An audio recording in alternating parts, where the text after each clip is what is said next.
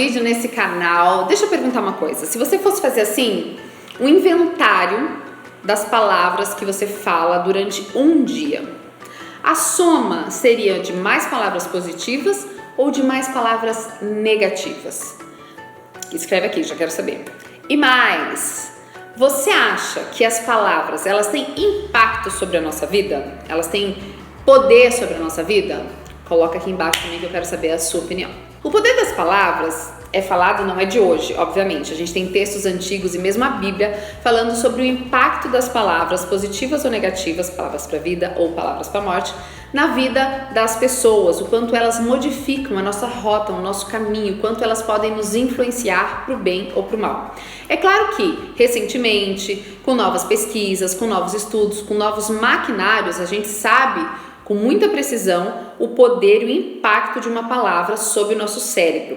Existem estudos que mostram o cérebro todo recebendo uma enxurrada de críticas de palavras negativas, como ele reage, como é a morte dos neurônios, e outras, ao contrário, de palavras positivas e como essas palavras despertam hormônios do bem-estar e tudo mais. Eu gosto de um estudo que não é aceito no meio acadêmico convencional, porque ele não fez dentro dos parâmetros convencionais, mas é um japonês, o Masaru Emoto, que ele fez um estudo na casa dele, no laboratório dele, sobre o impacto das palavras na forma da água.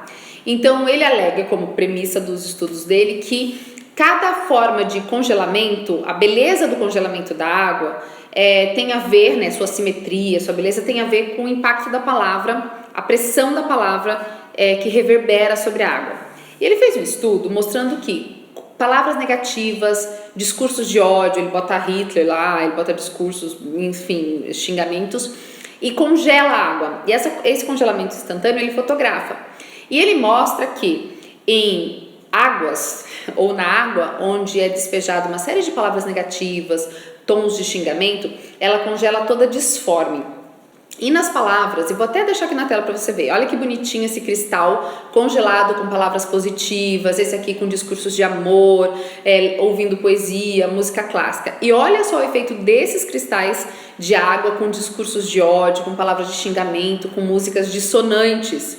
É muito interessante você pensar que o nosso corpo é mais de 70% de água, ou seja, essa vibração da palavra, o poder da palavra tem um impacto muito grande na nossa formação.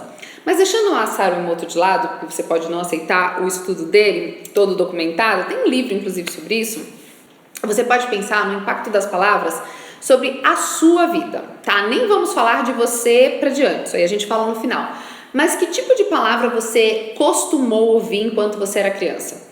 Você ouvia, porque, e não é só a palavra falada, tá, gente? É toda a linguagem corporal também. Porque, por exemplo, David pode chegar aqui agora. Ai, Fábio, preciso te contar um negócio muito legal que eu vi e eu não falo nada, mas olho pra David assim.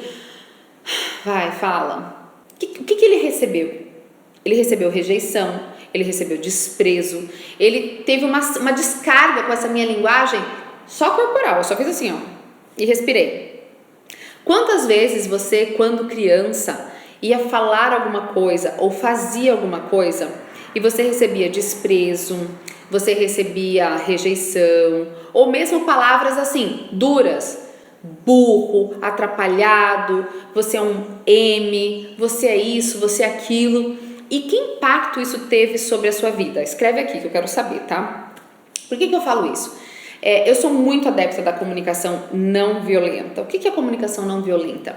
É aquela forma de se expressar em que você diz como você se sente, o que o outro faz, que faz com que você se sinta assim e o que você precisa do outro.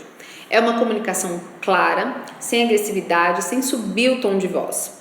E que reação isso provoca? As pessoas que recebem uma comunicação não violenta, elas tendem a interpretar você não como inimigo, mas alguém que está sendo afetada pelo modo dele agir e que pode ser beneficiada pela compreensão e pela ajuda dessa pessoa.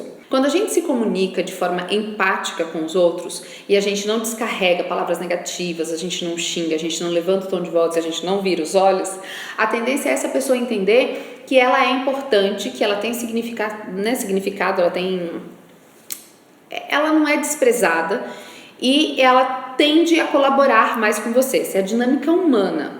Agora, o que a gente vê com muita frequência? A gente vê pessoas que estão descarregando as suas frustrações, o seu descontrole em cima de outras pessoas com palavras e gestos que matam. Gestos e palavras e frases que matam outras pessoas. Outro dia na caixinha eu respondi a mãe falando que não sabia mais o que fazer com a filha de 2 aninhos. 2 aninhos é mesmo uma idade bem desafiadora, uma idade em que a criança está descobrindo muita coisa, ela está testando os limites ao máximo e você precisa de muita paciência. E ela confessava ali na caixinha que ela xingava, que ela perdia a paciência e falava coisas não legais para a filha e que ela estava sentindo o comportamento da menina ficar pior. É claro que vai ficar pior.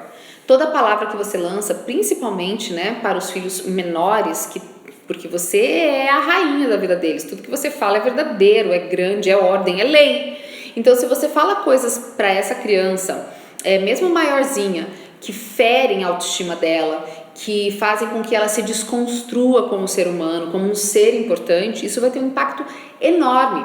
E não só na criança. As palavras que a gente fala para o nosso marido, para os nossos companheiros de trabalho, o tom que a gente usa ao expressar a nossa opinião, tudo isso vai construindo ou vai destruindo a autoestima da outra pessoa. Talvez você não concorde com Masaru Emoto, que o discurso positivo deixava o cristal mais bonito, não. Mas você já viu aí na sua vida real o efeito das suas palavras sobre outras pessoas.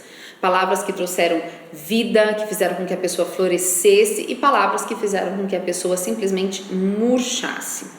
O poder das palavras está diretamente ligado à nossa autoestima. A gente vai falar mais disso lá na Fábrica de Autoestima, esse evento grandioso que vai acontecer dias 13, 14 e 15 de março. É melhor que o chá, muito melhor que o chá. Então eu te convido a convidar pessoas. Por 3 noites nós vamos fazer um mega evento falando sobre o que é, como se destrói e como se reconstrói uma autoestima.